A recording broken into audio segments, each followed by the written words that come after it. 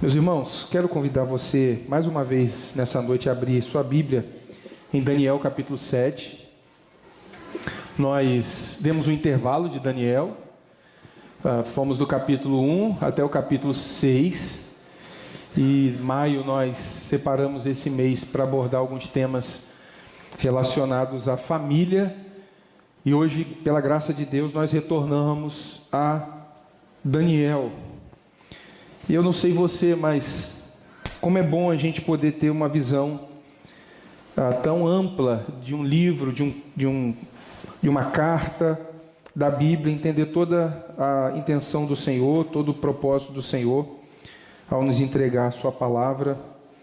E a minha expectativa é que você também tenha esse prazer de no final ter uma visão muito mais clara do que o Senhor tenha a falar aos nossos corações por meio do livro de Daniel. Daniel capítulo 7, a partir do versículo 1. Todos encontraram? Amém? No primeiro ano do reinado de Belsazar, rei da Babilônia, Daniel teve um sonho e visões passaram diante de seus olhos. Quando ele estava deitado em sua cama, logo depois ele escreveu o sonho, fazendo um resumo de todas as coisas. Daniel disse: eu estava olhando durante a minha visão da noite, e eis que os 4 ventos do céu agitavam o grande mar. 4 animais grandes, diferentes uns dos outros, subiam do mar. O primeiro era como um leão e tinha asas de águia.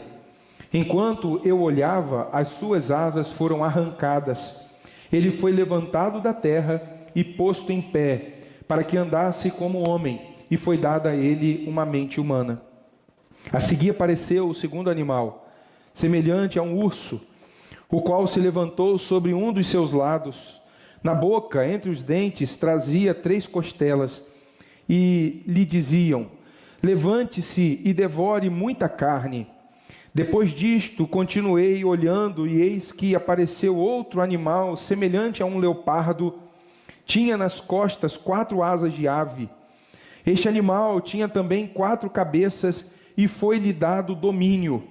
Depois disto, eu continuava olhando nas visões da noite, e apareceu o 4º animal, terrível, espantoso e muito forte. Tinha grandes dentes de ferro, ele devorava, fazia em pedaços e pisava com os pés o que sobrava. Era diferente de todos os animais que apareceram antes dele, e tinha 10 chifres. Enquanto eu observava os chifres, eis que entre eles subiu outro chifre pequeno, diante do qual 3 dos primeiros chifres foram arrancados. E eis que neste chifre havia olhos, como olhos de ser humano, e uma boca que falava com arrogância. Continuei olhando até que foram postos uns tronos, e o ancião de dia se assentou. Sua roupa era branca como a neve, e os cabelos da cabeça eram como a lã pura. O seu trono eram chamas de fogo, e as rodas do trono eram fogo ardente. Um rio de fogo manava e saía de diante dele. Milhares de milhares o serviam, e milhões de milhões estavam diante dele. Foi instalada a sessão do tribunal, e foram abertos os livros. Continuei olhando por causa do som das palavras arrogantes que o chifre proferia. Fiquei olhando e vi que o animal foi morto, e o seu corpo foi destruído e entregue para ser queimado. Quanto aos outros animais, foi-lhes tirado o domínio, mas foi-lhes dada prolongação de vida por um prazo e um tempo. Eu estava olhando nas minhas visões da noite, e eis que vinha com as nuvens do céu alguém como um filho do homem. Ele se dirigiu ao ancião de dias, e o fizeram chegar até ele. Foi-lhe dado o domínio, a glória e o reino, para que as pessoas de todos os povos, nações e línguas o servissem. O seu domínio é domínio eterno, que não passará, e o seu reino jamais será destruído. Eu, Daniel, fiquei alarmado, e as visões que passaram diante dos meus olhos me perturbaram. Então me dirigi a um dos que estavam ali perto, e lhe pedi a verdade a respeito de tudo isso. Ele falou comigo e me fez saber a interpretação das coisas. Estes grandes animais, que são 4, São 4 reis que se levantarão da terra. Mas os santos do Altíssimo receberão o reino e o possuirão para todo sempre, de eternidade a eternidade. Então tive desejo de conhecer a verdade a respeito do 4º animal, que era diferente de todos os outros, muito terrível, cujos dentes eram de ferro, cujas garras eram de bronze, que devorava, fazia em pedaços e pisava com os pés o que sobrava. Também quis saber a respeito dos 10 chifres que ele tinha na cabeça, e do outro chifre que subiu, diante do qual caíram 3 chifres, ou seja, aquele chifre que tinha olhos e uma boca que falava com arrogância e que parecia mais forte do que outros chifres. Enquanto eu olhava, eis que esse chifre fazia guerra contra os santos e estava vencendo, até que veio o ancião de dias e fez justiça aos santos do Altíssimo. E veio o tempo em que os santos possuíram o reino. Então ele disse: o 4º animal será o 4º reino na terra, que será diferente de todos os outros reinos. Ele devorará toda a terra e a pisará com os pés e a fará em pedaços. Os 10 chifres correspondem a 10 reis que se levantarão daquele reino. Depois dele se levantará outro rei, que será diferente dos primeiros, e derrotará 3 reis. Ele falará contra o Altíssimo, oprimirá os santos do Altíssimo e tentará mudar os tempos e a lei. E os santos serão entregues nas mãos dele por um tempo, tempos e metade de um tempo. Mas depois será instalada a sessão do tribunal para lhe tirar o domínio, para o destruir e o consumir até o fim. O reino, o domínio e a majestade dos reinos debaixo de todo o céu serão dados ao povo dos santos do Altíssimo. O seu reino será um reino eterno, e todos os domínios o servirão e lhe obedecerão. Aqui termina a explicação. Quanto a mim, Daniel, os meus pensamentos muito me perturbaram, e o meu rosto se empalideceu, mas guardei estas coisas em meu coração. Oremos. Senhor, fala o nosso coração pela Tua palavra, Pai. Edifica a Tua igreja, Deus, que a gente entenda essa verdade, que ela possa nos impulsionar, nos encorajar, nos mover, ó Deus, à admiração, ao louvor, à glória ao Teu nome e à alegria de pertencer ao Senhor, que é o nosso Deus, o nosso Rei, para todo sempre. Amém. Queridos, Deus não abandona o seu povo. Deus não se esquece dos seus. Deus não nos entrega a nossa própria sorte. Deus nos ama até o fim. Deus permanece para todo sempre com o propósito de amar e conduzir o seu povo. Ainda que o seu povo passe por tempos difíceis, Deus ama e cuida do seu povo. Eu creio que essa é uma verdade muito clara no livro de Daniel. Nós já passamos por 6 capítulos no livro de Daniel. No capítulo 1, nós vimos que Daniel, ainda com 14 anos, chegando na Babilônia, ele foi tentado a se alimentar das finas iguarias do rei, mas ele resistiu de forma decidida e o Senhor lhe concedeu livramento, e a Bíblia diz que ele recebeu do Senhor boa saúde. No capítulo 2, nós vimos que Nabucodonosor, esse rei cruel, ele teve sonhos. A Bíblia vai dizer que ele então resolve matar todos os sábios da Babilônia que não conseguissem revelar o significado do seu sonho, o que incluía Daniel e os seus 3 amigos. E a Bíblia vai dizer que o Senhor revelou o significado dos sonhos a Daniel, livrando Daniel da morte. Deus livrando os seus servos, livrando o seu povo. No capítulo 3, a gente viu uma fornalha ardente sendo acesa, preparada para que aqueles que não adorassem a imagem de Nabucodonosor fossem jogados na fornalha. E a Bíblia vai dizer que por não se prostrarem diante dessa imagem, os amigos de Daniel foram lançados na fornalha. Sadraque, Mesaque e Abednego, e Deus os livrou da morte. Deus preservou os seus filhos. O quarto homem estava com eles na fornalha.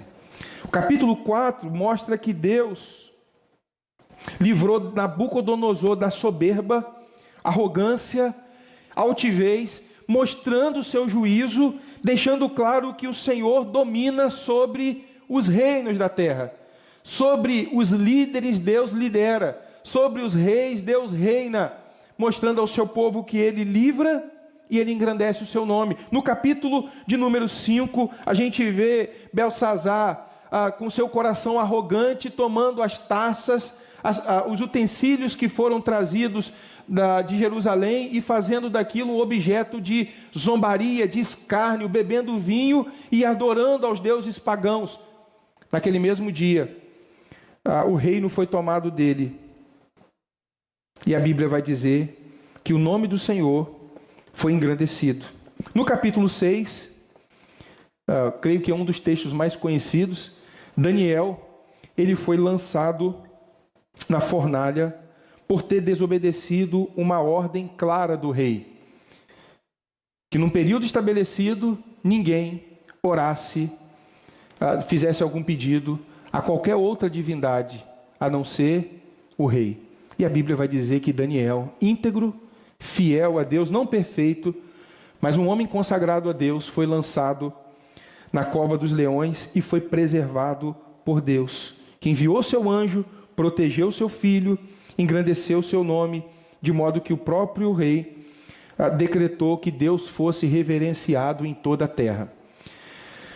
O livro de Daniel, ele é um livro dividido. Do capítulo 1 ao capítulo 6, nós encontramos histórias reais de personagens descrevendo a ação de Deus naquele tempo, como Deus preservou o seu povo.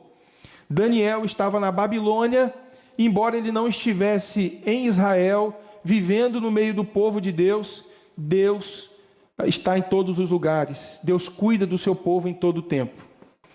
Daniel, diz a palavra no capítulo 7, no primeiro ano de Belsazar, que seria correspondente ao que lemos no capítulo de número 5, a esse rei, ele recebe visões do Senhor. Ele recebe profecias, e essas profecias, elas têm um caráter muito peculiar. Eu me lembro de uma irmã, que uma vez ela falou assim para mim, há muitos anos atrás, ela falou assim: pastor, eu tenho medo de ler Daniel e Apocalipse, porque é tanto chifre, são tantos olhos, e é fogo, e é dragão, e é serpente, e é mar, que eu tenho medo. Ela falou: olha, às vezes sobe a minha pressão, e eu não leio esses textos da Bíblia. Eu quero dizer para você que esses textos bíblicos, eles foram escritos para pessoas simples. Eles foram escritos por Deus, um Deus sábio e santo, para edificar o seu povo. Embora Daniel, no momento da visão, estivesse profundamente assustado, ele ficou impressionado diante da visão. Na verdade, o propósito de Deus é abençoar o seu povo. Então ele usa Daniel para que Daniel escrevesse algo que a gente chama de literatura apocalíptica, que vai do capítulo 7 ao capítulo 12, e que é algo maravilhoso, irmãos. É fantástico. Porque o povo estava sem terra, sem rei, sem sacerdote, distante, vivendo debaixo do juízo de Deus. Irmãos, esse era um tempo em que Daniel ouve a voz de Deus, um tempo terrível para o povo de Israel. Era um tempo em que havia a profecia da restauração, mas eles estavam vivendo um tempo de humilhação. O salmista vai dizer que às margens dos rios da Babilônia eles choravam, eles lamentavam, eles sentiam saudade do templo de Jerusalém. Era um tempo muito difícil para o povo de Deus, muito difícil. Então Deus usa Daniel para dizer assim: Daniel, fale sobre o futuro, fale sobre aquilo que eu irei fazer, mostre ao meu povo a história da redenção, que existem reis que vêm que vão, que se colocam de pé, que exercem domínio, mas esses reis e reinos passarão, mas o meu domínio permanece para sempre. Daniel estava vivendo em um momento em que ele precisava de encorajamento para ser firme, para poder se posicionar, para poder falar a verdade diante dos reis, e a gente vai acompanhando do capítulo 1 ao capítulo 6, esses homens extremamente corajosos. E o que Deus faz então para encorajar o seu povo? Ele diz: olha, eu jamais desamparei o meu povo. Isso no tempo de Daniel. E ele diz para nós: olha para o futuro, eu jamais desampararei o meu povo. Eu continuarei cuidando do meu povo. Eu continuarei abençoando o meu povo. Então Deus usa Daniel, e há algo aqui maravilhoso que é preciso ser dito sobre Daniel capítulo 7 a 12, que existem outros livros. Se você der um Google, você vai encontrar outros livros de literatura apocalíptica. Só que eles não estão na Bíblia, não foram reconhecidos como livro inspirado pela seguinte razão: esses livros foram escritos depois dos acontecimentos históricos, e para que ganhasse autoridade, eles deram nomes de homens notórios na Bíblia. Então, já havia acontecido, e eles deram o nome de personagens para dar credibilidade. E por vários meios, várias razões, isso foi descoberto. No caso de Daniel, não. Você pode pesquisar, você pode ler sobre eruditos, homens especialistas no hebraico, e Daniel também é escrito no aramaico. Há duas línguas aqui no livro de Daniel, e você vai observar que de fato eles dizem: olha, Daniel revelou algo muito antes de acontecer. Por isso, a credibilidade. Sabe quando tem aquele professor arrogante que fala da Bíblia e, na verdade, ele só tem um recorte de informação e algo que ele fica acusando sem conhecer? Esse é um argumento que pode até não provocar conversão, mas ele nos rende aquilo que a Bíblia traz como clareza, coerência, propósito. Então é algo maravilhoso. Daniel escreveu algo que aconteceu no futuro e que ainda acontecerá. Nem todas as profecias elas se cumpriram. Então, a maneira como Deus escreveu através de Daniel, que é diferente dos Salmos, que é diferente das narrativas lá de Gênesis, de Levítico, é uma maneira própria, que também deve ser lida e refletida para que no final Deus seja glorificado. Essas palavras, essas expressões, essa linguagem que é fantástica, são simbólicas, diferentemente dos capítulos de 1 a 6, que as palavras, as histórias são interpretadas de forma literal. O desafio do leitor de Daniel de 7 a 12 é entender como que no meio do povo, porque era para que o povo entendesse, a profecia sempre para ser compreendida, o que significavam chifres, o que significavam esse monte de olhos, o que essa simbologia era percebida na experiência do povo de Deus. Quando se fala de um urso, qual era a experiência de alguém ao ver um urso? O que acontece quando alguém de fato vive num local e se depara com um leopardo? Um animal extremamente rápido e feroz. Então, no primeiro momento parecem simplesmente uma linguagem misteriosa, mas na verdade Deus quer que a gente entenda e seja fortalecido por meio dessa verdade. Eu preciso fazer essa observação para que nos próximos cultos e exposições a gente não fique tanto nas questões de contexto e explicação da própria literatura apocalíptica, mas para que a gente possa ir diretamente ao texto, expô-lo e aplicá-lo à nossa vida. Então eu quero dizer para você, Daniel de 7 a 12 é maravilhoso. É pastoral, é um bálsamo para o nosso coração. Olhe na sua Bíblia, deixe Daniel capítulo 7 aberto, porque Daniel capítulo 7, ele tem um paralelo com Daniel capítulo 2. Daniel capítulo 2 é a visão de Nabucodonosor da estátua.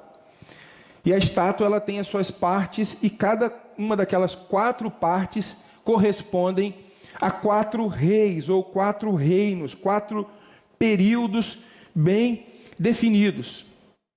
Se você observar, acompanhar comigo, esses 4 animais, versículo 3, falam de 4 animais grandes e diferentes uns dos outros que subiam do mar. O texto vai mostrar aqui o primeiro, como a gente chega a essa conclusão. Aqui são reinos que, pelo menos esses 4, já passaram. Eles foram identificados na história da igreja. O primeiro é a Babilônia, o segundo é o Medo-Persa, o terceiro é o reino grego e o quarto, o Império Romano. Eram impérios, na verdade. E de forma muito simples, se você observar o texto, Deus vai dizer para Daniel: Daniel, o meu povo padeceu e muitas vezes padecerá nas mãos de reis, imperadores, tiranos. Esses homens dominaram, exacerbaram a autoridade que eles tinham, foram cruéis com o meu povo. Mas o texto vai dizer para nós, esses reinos, eles passaram, e é importante dizer isso. Daniel, ele é o profeta do reino. Daniel está dizendo, olha, reis e reinos vão e vêm, mas o reino de Deus permanece para sempre. Então Deus conforta o seu povo dizendo, olha, o sofrimento não durará para sempre. É o que diz o Salmo 121, para que o meu povo não peque. Então esse sofrimento, a perseguição, a vergonha, a oposição, não durará para sempre. Então Deus faz por meio de Daniel que a gente tenha esse vislumbre da continuidade da história da redenção em meio a todos os reinos da terra. Esses reinos passarão e o domínio será dado aos servos de Deus. Uma das bem-aventuranças do Senhor tem como resultado que aqueles que servem ao Senhor, eles herdarão a terra. O apóstolo Paulo, escrevendo a sua primeira carta aos Coríntios, vai dizer que nós reinamos com Cristo e reinaremos com Ele. Então, uma das maneiras do Senhor nos consolar é dizer, olha, não olhe somente para o aqui e o agora. Eu sei que a gente quer uma resposta para agora, eu sei que a gente quer uma solução para agora, mas olhe Daniel, os imperadores pagãos estão lá, os tiranos estão lá, e o que é de maravilhoso na história de Daniel é que o coração de Daniel, a fé de Daniel, a confissão de Daniel é que Deus é o rei sobre a vida dele. Não importa quem governe, não importa quem esteja na liderança da nação, Deus tem a palavra final. Se você observar o texto bíblico, vai trazer 2 vezes sobre a reunião, um tribunal. Nada acontece sem que o ancião de dias, que é Deus, permita ou determine a sua vontade. Essa é uma maneira de Deus firmar o coração de Daniel, dizendo, Daniel, o tempo é difícil, você está na Babilônia, mas continue firme. Por causa da visão desse reino que não terá fim, Daniel então encoraja o seu povo, para dizer, de fato, Deus restaurará o seu povo. Muitos dos irmãos de Daniel não retornaram para Israel. Morreram na Babilônia. A promessa se cumpriu. Deus levou o seu povo de volta para Israel. Mas muitos aguardaram a Jerusalém celestial. Muitos foram consolados e permaneceram com os olhos nas promessas que não se cumprem todas nessa vida, mas que são promessas vindouras. Meu querido, o cristianismo traz promessas para nós que não se completam, não se consumam nesse tempo, nessa vida. A Bíblia fala de criação, fala que depois o homem pecou, fala da queda, fala da redenção por meio de Jesus, prometida e realizada na pessoa do seu Filho, mas a Bíblia fala que o Senhor Jesus está conosco até a consumação dos séculos. Vai chegar um momento em que o Senhor completará, as promessas serão todas uma realidade para as nossas vidas. Enquanto isso, Deus conforta o seu povo, dizendo, eu não desamparo vocês, eu continuo com vocês. Se você caminhar olhando o texto, Daniel ele quer deixar claro que Deus, ele é o rei soberano. O Salmo 44, versículo 23, diz que a certa altura do desespero do salmista, por sua percepção enganosa e ilusória, ele diz assim: o Senhor me abandonou, o Senhor abandonou o seu povo. E ele se volta para Deus dizendo: desperta, por que dormes, Senhor? Desperta, não nos rejeites para sempre. E essa é a sensação de muitos de nós no tempo do sofrimento. Muitas vezes nós perdemos a dimensão do cuidado de Deus, do amor de Deus e da preservação de Deus. Então a visão de Daniel, do ancião de dias que está sentado no trono e permanece com o controle em suas mãos, diz para o salmista e para nós: o Senhor não abandonou o seu povo. Não abandonou o seu povo. Nos versos 9 até o verso 14, nós chegamos ao segundo cenário aqui da visão de Daniel. Ele já descreveu esses 4 reinos. Depois dessas 4 feras aqui, ele vai dar atenção a esse ancião de dias. Está em letra maiúscula. E ao filho do homem. Quem está familiarizado com as Escrituras, com o livro de Jeremias, sabe que um dos títulos atribuídos a Jesus é Filho do Homem. E esse título, ele descreve nesse texto, primeiro, a natureza divina de Jesus.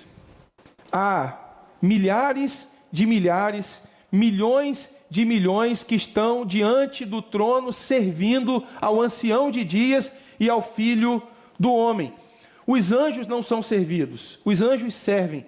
Cristo é descrito como aquele que tem glória, majestade, domínio, e pessoas de todos os povos foram dadas a ele, povos, línguas, tribos e nações, para servirem. A majestade da divindade de Cristo é descrita. Mas o texto usa essa expressão para dizer que Cristo, ele é o Filho do Homem, ele não é um animal, ele não é como esses 4 impérios que o antecedem. Ele é apresentado simplesmente como um homem.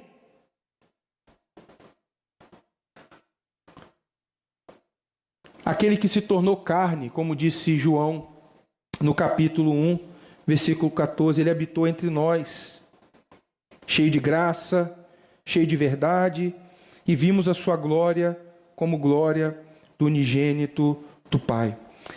Observe que ele descreve esses reinos que são terríveis, mas o texto vai dizer que no versículo 14 ele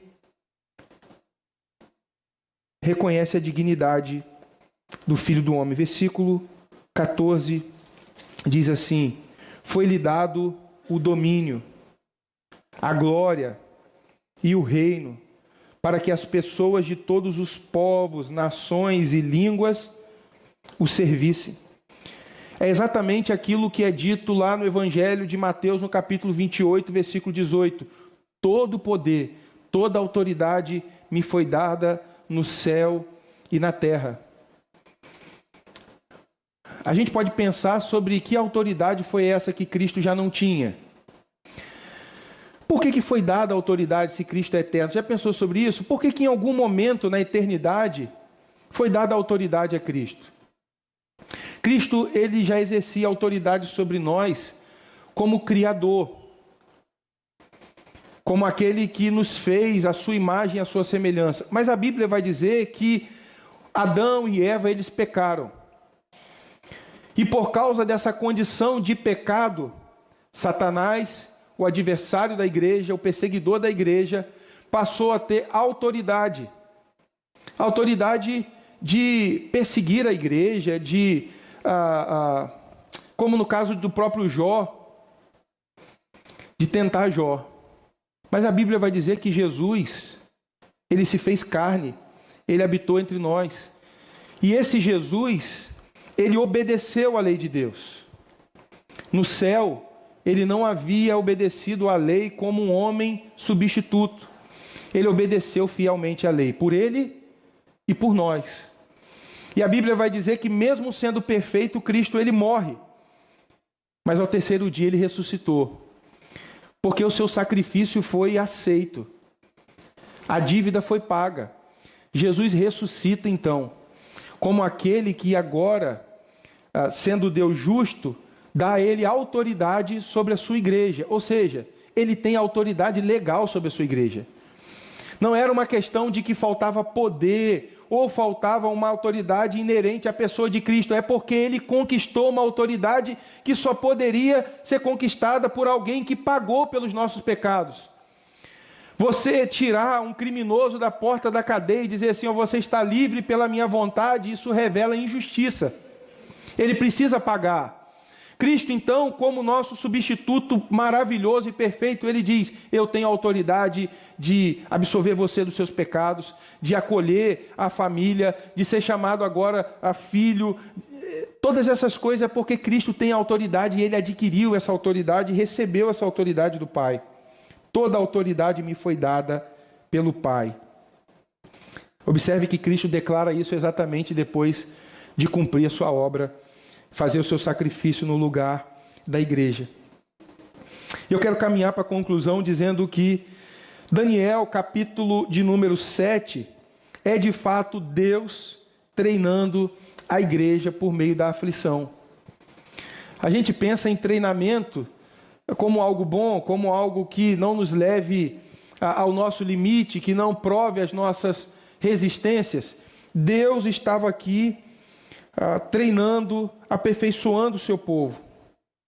No capítulo 7, do verso 15 ao verso 28, Daniel aqui ele recebe a explicação de toda a visão. O texto diz que ele estava cansado e abatido. Ele recebeu uma informação maravilhosa demais, mas ao mesmo tempo pesada demais, porque dizia respeito ao sofrimento do seu povo. Mas mesmo em seu cansaço, o texto vai dizer que ele busca Deus, ele se aproxima de Deus. Verso 16, ele pede explicação a Deus, ele quer saber o que Deus tem a dizer sobre as coisas que ele viu, sobre o seu povo. Então verso 16, me dirigi a um dos que estavam ali perto e lhe pedi a verdade a respeito de tudo isso. Ele falou comigo e me fez saber a interpretação das coisas. Daniel, mesmo depois de ouvir, ele prossegue querendo aprender e ouvir ainda mais. Se você observar o verso 20, fala do aparecimento de 10 chifres. Também quis saber a respeito dos 10 chifres que ele tinha na cabeça e do outro chifre que subiu, diante do qual caíram 3 chifres, ou seja, aquele chifre que tinha olhos e uma boca que falava com arrogância e que parecia mais forte do que os outros chifres. Essa parte, para nós, é extremamente confusa. Chifre que vence chifre. Na verdade, chifres na Bíblia traz a ideia de autoridade, de poder, ou seja, um reino venceu outro reino, um reino subjugou outro reino. O que Daniel está nos dizendo é que surgirá um reino, versículo 20, cruel e impiedoso com os santos, com o povo de Deus. E ele vai enfatizar isso no verso 25, verso 21 e verso 25. Tudo indica que o que Daniel está falando aqui é de fato do anticristo. João, na sua primeira carta, ele vai dizer que o anticristo já está no meio da igreja, ou seja, aqueles que se colocam como um anticristo. São tipos do anticristo que é descrito por Paulo aos Tessalonicenses, ou seja, o homem da iniquidade, a personificação do anticristo que virá no futuro. Depois de Daniel falar, olha, 4 reinos passarão, reinos humanos, ele fala de um reino com autoridade, ou de um império com autoridade não humana, que afrontará a Deus, que perseguirá o povo de Deus com crueldade.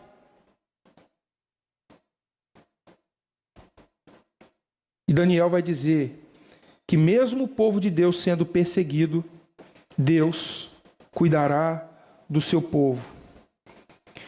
Em determinado momento, a gente olha, por exemplo, para a história do Império Romano e a gente vê vários imperadores cruéis, sanguinários, assassinos, perseguidores da igreja, que não pouparam a igreja, que derramaram o sangue dos mártires.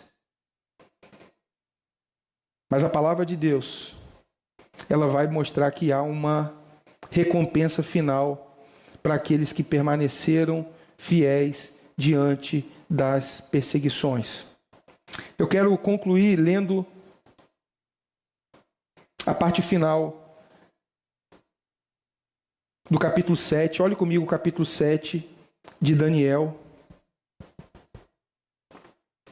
versículo 22.